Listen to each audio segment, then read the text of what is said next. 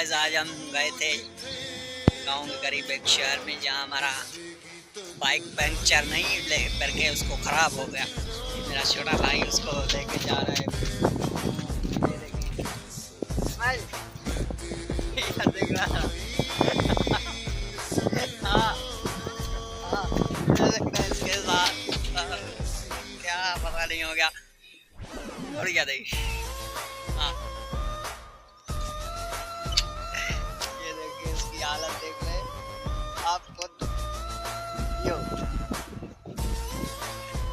चल चलते हैं आगे फिर मिलते हैं कमीचे के पास मिलते हैं जा रहा है हाँ ये देख लेना।